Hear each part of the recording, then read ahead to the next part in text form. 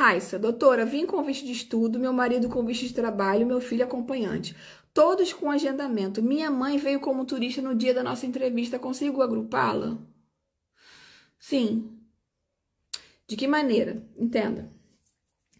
Aí, nós temos 34 lojas da AIMA, tá? Deixar isso muito claro para vocês, primeiramente. E nem todas as lojas atuam com a mesma diligência e em cumprimento à legislação.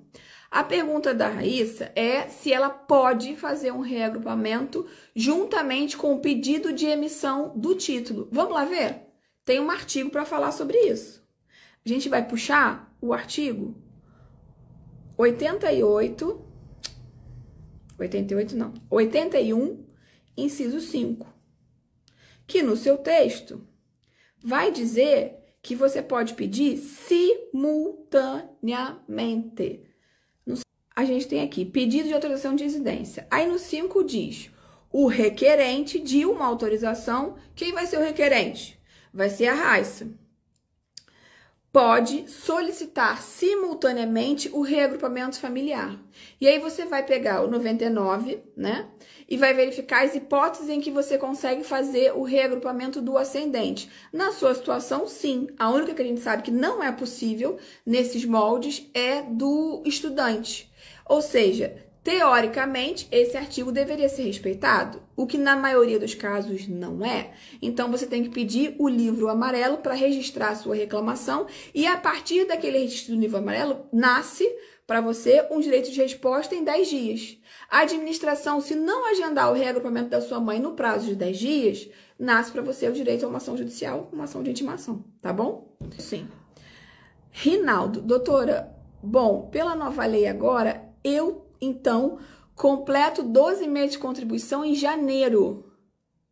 Só deve usufruir do benefício? Sim, exato. Entenda, não é que você só possa estar dentro do benefício a partir do tempo da lei. É necessário, tá? É necessário que você tenha os 12 meses de contribuição, tá? Para usufruir do benefício. Mas é necessário que você já esteja inscrito e contribuindo no momento em que a lei entra em vigor. Perceberam? Ou seja, não adianta quem está na isenção começar a contribuir agora. Eu entendo que não. Essa é a minha leitura do texto. Vamos perceber isso a partir da regulamentação do artigo. Que eu espero que em janeiro essa situação já esteja esclarecida. Isso, inclusive, foi objeto de discussão hoje no grupo dos advogados. A interpretação de uma advogada foi de que, a partir do momento que a pessoa entrou em Portugal e já está inscrita na Segurança Social, tá? Mesmo que ela não tenha os 12 meses de contribuição, ela poderia, ao final dos 12 meses, estar no regime em que ela ia pedir a residência. Eu entendi que não. Eu entendi que era necessário essa pessoa já estar contribuindo na época que a lei entrou em vigor. Essa foi a minha interpretação. O Davi está perguntando, doutor, eu consigo dar entrada no artigo 87 via judicial sem estar trabalhando? Isso é uma grande polêmica. Sim. Por quê? E eu vou ser categórica na minha resposta. O artigo 87, ele independe de comprovação de que você está em atividade profissional. Mas ele não independe de comprovação de meios de subsistência. O que significa? Você pode ser uma pessoa que vive de rendimentos. Ah, eu tenho casas alugadas no Brasil, tá aqui no meu IRS. Eu recebo, sei lá, 1.000 euros do aluguel das minhas casas. Eu preciso trabalhar para invocar o 87A? Não, porque você tem uma receita que é permanente, que te garante a subsistência. O que não se pode fazer é pedir o 87 sem uma garantia de receita mensal. Perceberam? Não necessariamente tem que ser através da via do trabalho. Pode ser com rendimentos próprios de origem passiva. Dividendos de ações, aluguéis, pensão, aposentadoria. Perceberam? Juliana.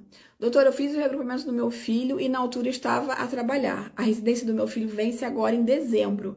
Para realizar a renovação, pode ser pelo meu marido? Pode. O que vai acontecer? Os dois têm que comparecer, tá? Não vai ser pela via. Se você não vai manter os mesmos rendimentos e possivelmente, como se trata de um menor de idade, você não pode fazer pela renovação automática, tá?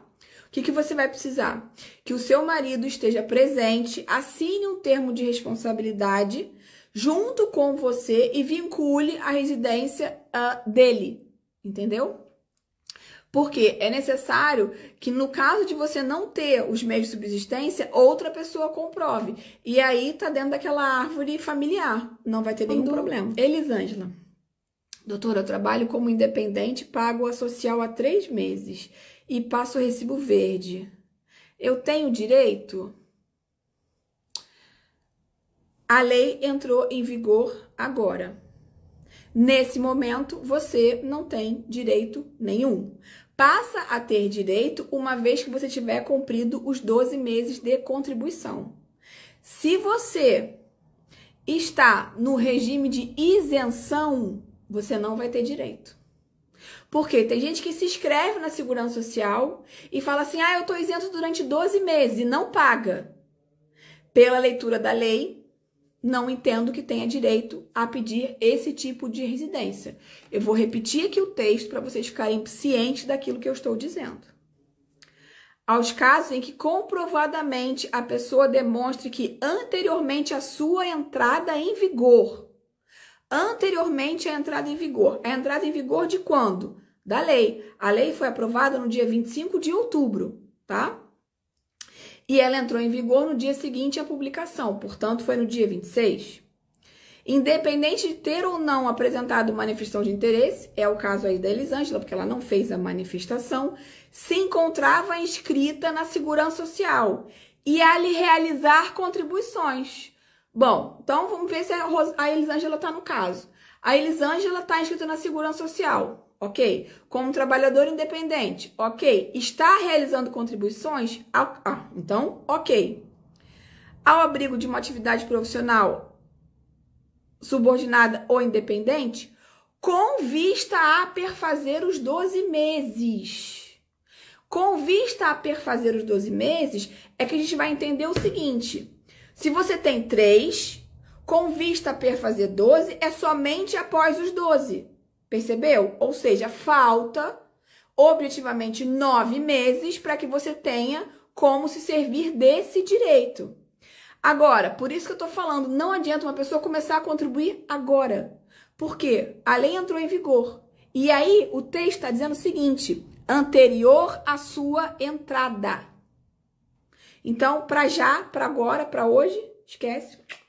Beijinhos, saudações, não é possível. Entendeu? Rinaldo, boa noite. Bom, pelo que eu entendi sobre a nova lei, completo 12 meses de contribuição em janeiro. Só devo depositar esse benefício depois de janeiro? Sim. Ou seja, como eu te disse, você precisa estar contribuindo antes da vigência da lei, ou seja, data anterior, e aqui está dizendo com vista a perfazer. Ela não está dizendo que você só vai ter direito se tiver completo. Ela está dizendo com vista a perfazer. Significa o quê, em termos mais precisos? Que após você completar. Mas não adianta começar a contribuir agora. Tem que ser com data anterior ao dia 26 de outubro. Só quem fez a contribuição do dia 26 de outubro para trás, depois que tiver 12 meses, é que teria direito a essa compensação. Percebeu? Essa é a minha interpretação. Pode ser que eu esteja equivocada na minha análise, mas a minha análise, ela é linguística. A gente tem várias maneiras de interpretar a legislação, tá? E a minha análise é pelo português. Aqui está dizendo exatamente isso que eu estou falando para vocês. Eu vou ler de novo. Aos casos em que comprovadamente a pessoa demonstre que anteriormente à sua entrada em vigor, a lei foi publicada hoje, né? 7 de novembro. E aqui diz que abraça as pessoas que fizeram a contribuição para a Segurança Social visando perfazer 12 meses. Ou seja, a gente vai utilizar o marco da lei para as pessoas que têm direito, ok? A status de contribuindo. O caso do Rinaldo, ele tem. Por quê? Ele já está contribuindo há um certo tempo. Não fez a manifestação. Quando, da vigência da lei, que é agora, ele se valer dos 12 meses, ele passa a ter direito da entrada no pedido de residência. É assim que eu consigo interpretar por aquilo que está escrito. Doutora, já submeti os documentos no site da ANMA. Quanto tempo demora para ter o agendamento? Não tem prazo definido. É tão difícil a gente saber sobre isso, porque tem pessoas que submeteram os documentos em agosto, outras que submeteram em outubro, outras que submeteram em junho, outras que foram marcadas em agosto e desmarcadas em outubro. Tá uma bagunça. A verdade é essa. Por isso que eu falo, gente, você quer puxar a sardinha para o seu lado em relação à ação de intimação. Eu acho que se a pessoa tem pressa e tem uma justificativa, ela deve entrar com a ação de intimação. Por quê? Primeiro, ela está protegida com relação a desmarcações. A ANMA não tem a cara de pau de desmarcar uma pessoa que entrou com uma ação judicial. Até porque a gente faz o pedido para o juiz impor uma multa diária em caso de descumprimento.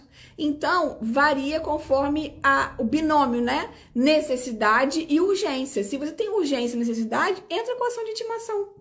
Porque você ficar à espera de que quando eles vão resolver.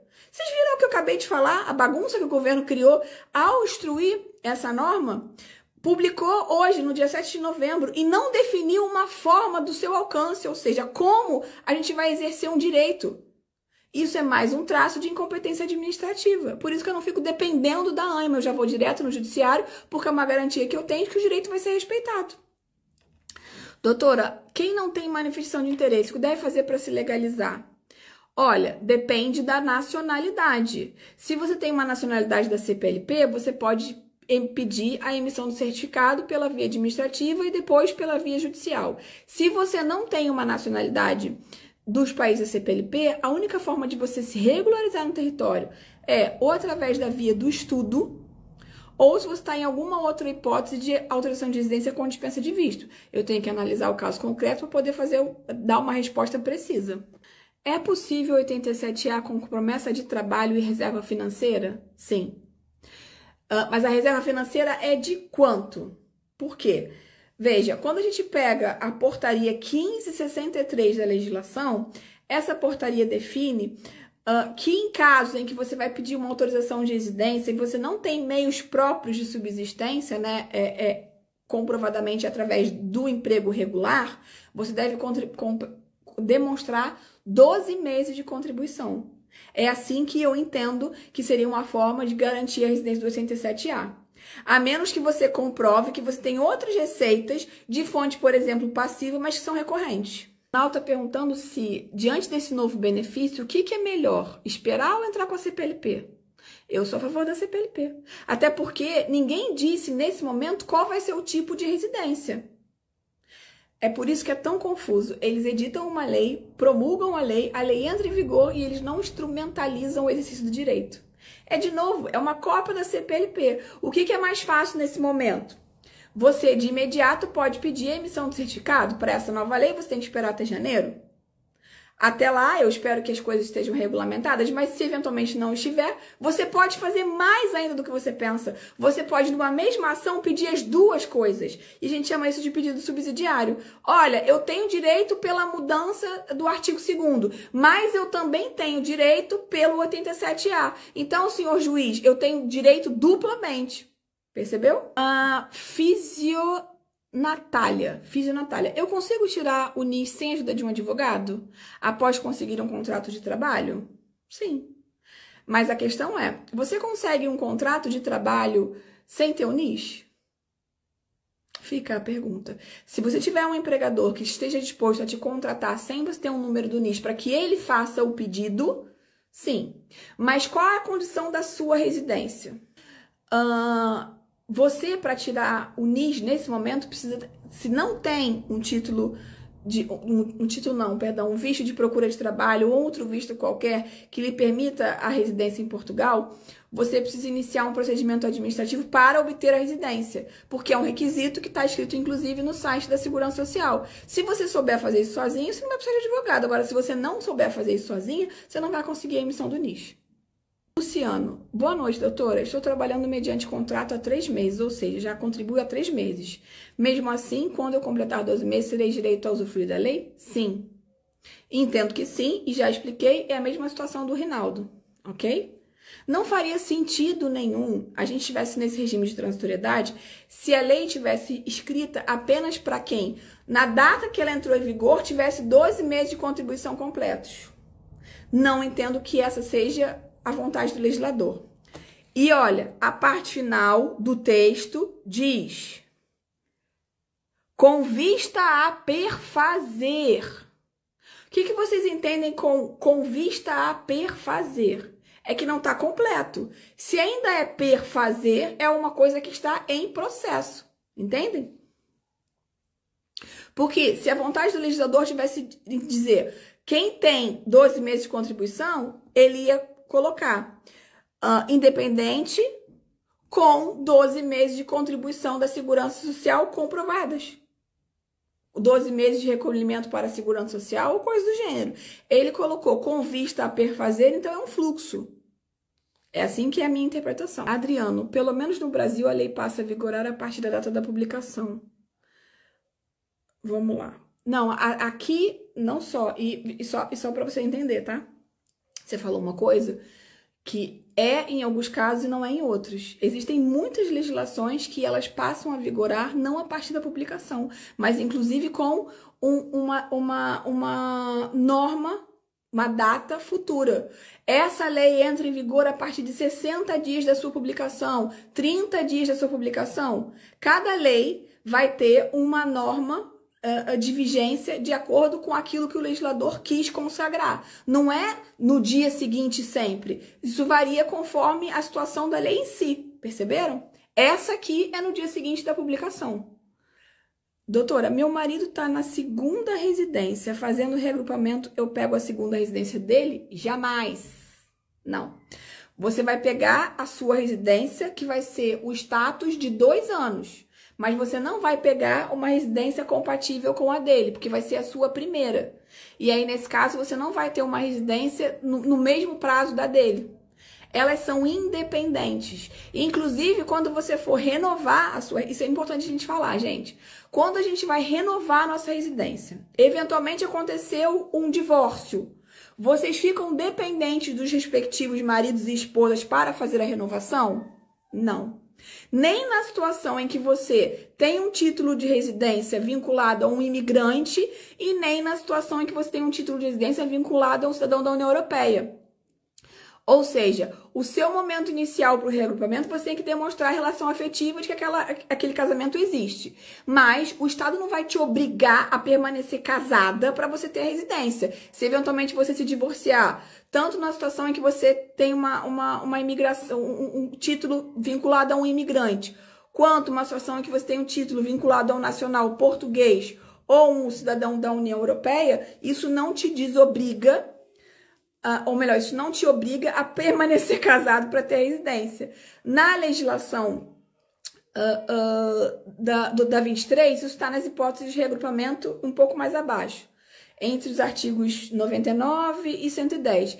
E na questão da lei da 37/2006, isso está no artigo 8º e no 2º também. Camila, doutora, eu e meu marido estamos em processo de imigração. Ele vai primeiro, depois que ele pegar a residência. Em quanto tempo posso pedir o reagrupamento? Por que ele vai primeiro? Não gostei. Não é assim que se faz. Eu sempre falo aqui. Casal imigra junto. Casal que imigra separado se separa na imigração. Na maioria dos casos é o que acontece. E enfraquece... enfim, Camila, eu não recomendo que vocês façam isso, tá? Se você quiser saber o porquê mais demoradamente, eu indico que você faça uma consulta. Pessoal, desculpa, não vou conseguir terminar bem a live. Vou fazer o seguinte, essa semana a gente tem perguntas e respostas. Então, o Fábio vai deixar aqui separado o espaço para abrir as perguntas e respostas. Vocês deixam as perguntas que eu não consegui responder e durante o final de semana ou no início da semana que vem eu respondo, tá bom? Revejam a live em relação à questão da mudança da legislação de hoje e tenham em mente que vai vir muita gente com vídeos para viralizar dizendo que a manifestação de interesse voltou ou coisa do gênero. Não caiam nessa esparrela, por favor, tá? Isso é muito importante. A gente tem que ser responsável pelo aquilo que fala e nem todo mundo tem essa consciência e a internet é cheia de gente que quer lacrar, né? Como é o termo mais dentro daquilo que é moderno dizer. Mas, no fundo, porque essas pessoas não têm nenhuma responsabilidade social e vão enganar vocês. Então, manda essa live para quem tem essa dúvida. As situações que a gente tratou aqui, tanto da Elisângela quanto do Rinaldo, são as situações possíveis de regularização. Então, a gente usa esses exemplos para você dizer assim, olha, o seu exemplo cabe na situação da Elisângela e do Rinaldo? Se sim, você está coberto. Se não, esquece, porque o seu processo de regularização de residência é por outra via. E lembrem-se sempre, quem já está no território, faz parte da CPLP, tem outras possibilidades de regulamentar a residência, mesmo que não seja através da via administrativa e sim da judicial, que é que está funcionando no momento. O importante é que vocês não fiquem em situação irregular, tá bom?